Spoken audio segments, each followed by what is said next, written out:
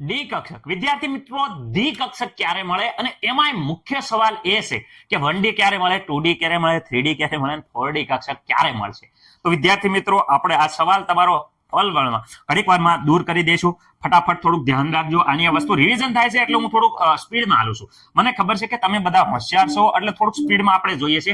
Okay, જ્યારે વિદ્યાર્થી મિત્રો n બરાબર 1 હોય ત્યારે તમને ખબર છે કે માત્ર મૂલ્ય 0 મળે. n બરાબર 2 હોય ત્યારે 0, 1 વિદ્યાર્થી મિત્રો 2 મૂલ્ય મળે છે. જ્યારે n બરાબર વિદ્યાર્થી મિત્રો 3 હોય ત્યારે 0, 1 અને વિદ્યાર્થી મિત્રો 2 મળે છે. જ્યારે n બરાબર 4 હોય ત્યારે વિદ્યાર્થી મિત્રો l ના મૂલ્ય મળે છે 0, 1, 2 અને 3. ઓકે સર, આમાં કેવા શું માંગો છો? તો વિદ્યાર્થી મિત્રો, આમાં કેવા એ માંગુ છું કે l નું મૂલ્ય જ્યારે વિદ્યાર્થી મિત્રો અહીંયા ધ્યાન રાખો, l નું મૂલ્ય જ્યારે 0 હોય ત્યારે s કક્ષક મળે છે, 1 હોય ત્યારે p કક્ષક મળે છે. ડી કક્ષક મળવા માટે આપણે l નું મૂલ્ય કેટલું હોવું પડે? 2 હોવું પડે. ઓકે, એટલે l નું મૂલ્ય જ્યારે પણ વિદ્યાર્થી મિત્રો 2 હોય ત્યારે ડી કક્ષક મળશે.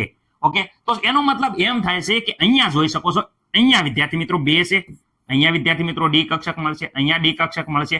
અહીંયા l નું મૂલ્ય વિદ્યાર્થી મિત્રો ખાસ યાદ રાખજો.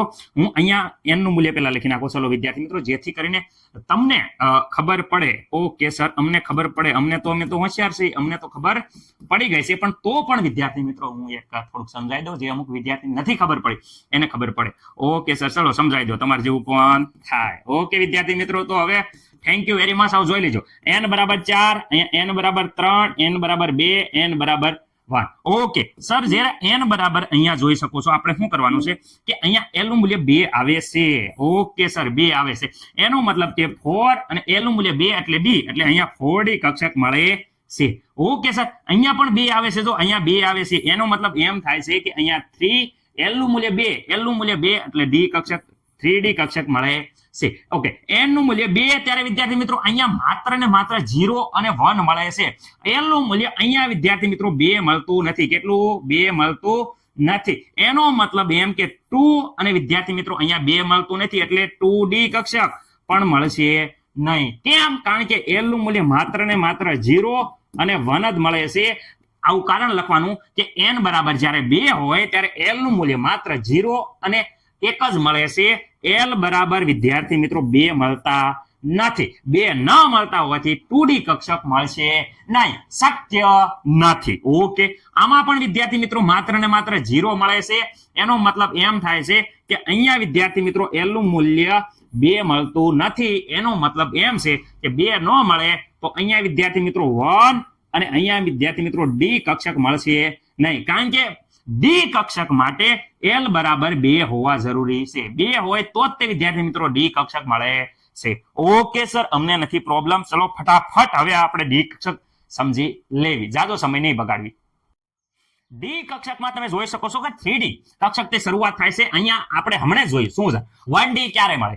સર ક્યારેય નહીં મળે, કારણ કે અમને ખબર છે કે n બરાબર જ્યારે વિદ્યાર્થી મિત્રો 1 હોય ત્યારે અહીંયા l બરાબર વિદ્યાર્થી મિત્રો ક્યારે પણ 2 મળતા નથી. એટલે વિદ્યાર્થી મિત્રો અહીંયા 1D કક્ષક જિંદગીમાં ક્યારે પણ શક્ય નથી, બનશે નહીં. ઓકે સર, 2D ક્યારે મળે? તો n બરાબર જ્યારે 2 લ્યો, અહીંયા 2 છે. ઓકે, n બરાબર જોઈ લેશો, અહીંયા 2 છે, તો l નું મૂલ્ય ક્યારે પણ વિદ્યાર્થી મિત્રો 2 મળશે નહીં. એટલે એ 2D પણ નહીં મળે, 1D પણ નહીં મળે. ઓકે, 3D જ્યારે n બરાબર વિદ્યાર્થી મિત્રો 3 લેતા ત્યારે l ના મૂલ્ય તમને બધાને ખબર છે કે 0, 1 અને 2 મળતા હતા. એ l બરાબર 2 આયા. ઓકે, l બરાબર વિદ્યાર્થી મિત્રો 2 આયા. એનો મતલબ એમ થાય છે કે અહીંયા 3D કક્ષક ક્યારે મળે? તો n બરાબર જ્યારે 3 હોય અને l બરાબર 2 હોય ત્યારે 3D કક્ષક મળે. 4D ક્યારે મળે? તો n બરાબર જ્યારે 4 હોય અને l માટે કેટલા? 2, તો ત્યારે 4D કક્ષક મળે છે. ઓકે સર, અહીંયા જો ડી કક્ષક આપેલી છે, ડી કક્ષક માટે જો સાંભળો, l બરાબર વિદ્યાર્થી મિત્રો કેટલું આવ્યું? તો વિદ્યાર્થી મિત્રો l નું જે મૂલ્ય છે એ l નું મૂલ્ય આવ્યું છે આપણે 2.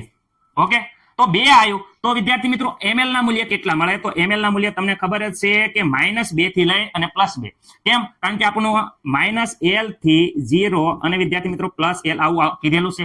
તો અહીંયા જુઓ, -2, -1, 0, 1, 2. વિદ્યાર્થી મિત્રો આ +1. ઓકે, 0 આ પ્લસ નો લખો તો હાલે, પ્લસ લખી તો હાલે. ઓકે, તમે જોઈ શકો છો વ્યવસ્થિત રીતે, તમે જુઓ કે અહીંયા 1, 2, 3 અને 4 ને 5 ખાના બને છે. કેટલા ખાના બને છે?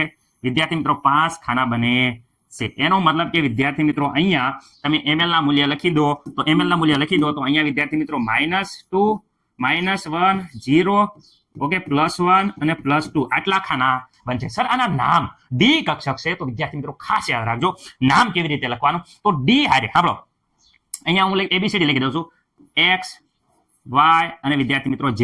ઓકે જોજો સમજો હવે હું કહું છું. પહેલા વિદ્યાર્થી મિત્રો x y લઈ લેવાના. રેડી? ઓકે સર ચલો તમે કીધું તો અહીંયા વિદ્યાર્થી મિત્રો d x અને y.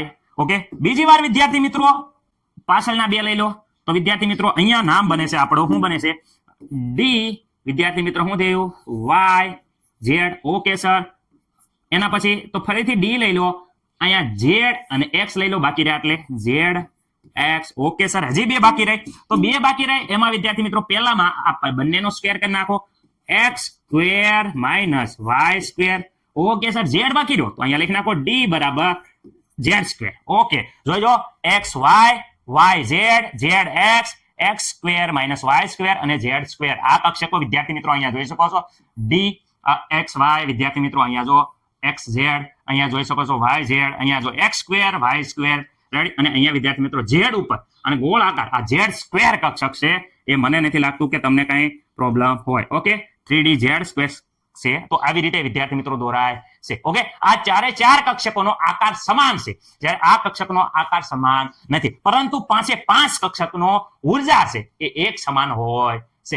રેડી? ઓકે આ 5 ખાના છે એની ઉર્જા વિદ્યાર્થી મિત્રો એક સમાન હોય છે. ઓકે જો અહીંયા જો કીધું છે કે સામાન્ય રીતે જો અહીંયા આ કક્ષકમાં આ કક્ષકો 4 કક્ષકો તો એનો આકાર સમાન છે. શું છે આકાર વિદ્યાર્થી મિત્રો શું છે સમાન છે પરંતુ શું કહે છે d સ્ક્વેર નો આકાર થોડોક અલગ પડે છે. 5 કક્ષકો જે 5 કક્ષકો છે એની ઉર્જા સમાન હોય છે. ઓકે સર અને ખાસ યાદ રાખવાનું એનું મૂલ્ય જેમ વધે એમ 3D 4D 5D શું વધે છે ઉર્જા અને કદ વધે છે. ઓકે સર મહત્વની વાત ઈ છે કે નોડ આવે છે. ઓકે જો કોણીય નોડ વિદ્યાર્થી મિત્રો આમાં કોણીય નોડ આવશે. કોણીય નોડ બરાબર L છે. L એટલે જે અહીંયા કોણીય નોડનું મૂલ્ય L બરાબર 2 છે તો અહીંયા કોણીય નોડનું મૂલ્ય વિદ્યાર્થી મિત્રો 2 આવે. પરંતુ જ્યારે ત્રીજા નોડ કે તો આપણે જે નોડનું સૂત્ર હતું n-1 એમાંથી L બાદ કરી દો એટલે આ થઈ ગયું ત્રીજા નોડ. ઓકે આ થઈ ગયું ત્રીજા નોડ. ઓકે સૂત્ર ખાસ યાદ રાખજો કોણીય નોડ અને વિદ્યાર્થી મિત્રો ત્રિજ્યા નોડ નોડના સૂત્રમાંથી l માઈનસ કરી નાખો એટલે થઈ જાય ત્રિજ્યા નોડ અને કુલ નોડનું સૂત્ર જે આપણે હતું એ છે n-1 એ વિદ્યાર્થી મિત્રો નોડનું જે સૂત્ર હતું એ પ્રમાણે કુલ નોડ મળે છે. ઓકે સર આટલી બધી નોડ છે એ ઉપયોગી છે.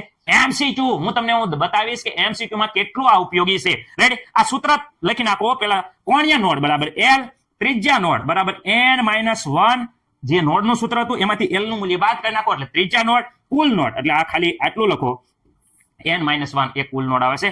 MCQ માં ખૂબ ઉપયોગી છે ખૂબ ઉપયોગી છે ખૂબ ઉપયોગી છે લખી નાખજો.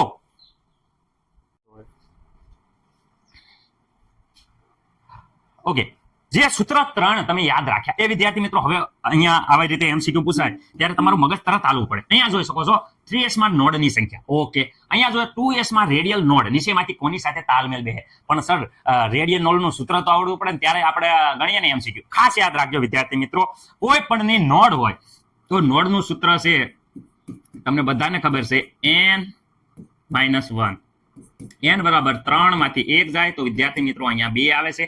આપણો જવાબ આવે છે 2. ઓકે સર અમને ખબર છે. રેડિયલ નોડ વિદ્યાર્થી મિત્રો રેડિયલ નોડ જોવા ધ્યાન રાખો ખાસ યાદ રાખજો આપણે હજી હમણાં તે રેડિયલ સર ઓ સૂત્ર રહ્યું પણ આપણે આપણી રીતે લખ્યું હતું યાદ આવે છે આવી રીતે નહોતું આપણું રેડિયલ નોડનું હતું. પેલા નોડનું સૂત્ર લખો નોડનું સૂત્ર n-1 માંથી વિદ્યાર્થી મિત્રો l ને બાદ કરતા હતા. ઓકે સર n બરાબર વિદ્યાર્થી મિત્રો 2s માંથી જોઈ શકો 2. Okay sir -1. ઓકે l બરાબર કેટલા લેવાના તો l બરાબર આપણને ખબર જ છે l નું મૂલ્ય જ્યારે 0 હોય 1 હોય 2 હોય. અહીંયા s કક્ષક p કક્ષક અને d કક્ષક. ઓકે તો અહીંયા વિદ્યાર્થી મિત્રો l બરાબર જ્યારે 0 હોય l બરાબર કેટલું હોય 0 તો વિદ્યાર્થી મિત્રો અહીંયા s કક્ષક આવે 2s માટે આપણે ગોતીએ છીએ રેડિયલ નોડ કોની ગોતીએ છીએ 2s ની. ઓકે તો વિદ્યાર્થી મિત્રો 2 માંથી 1 જશે તો વિદ્યાર્થી મિત્રો 1 વધશે તો અહીંયા 0.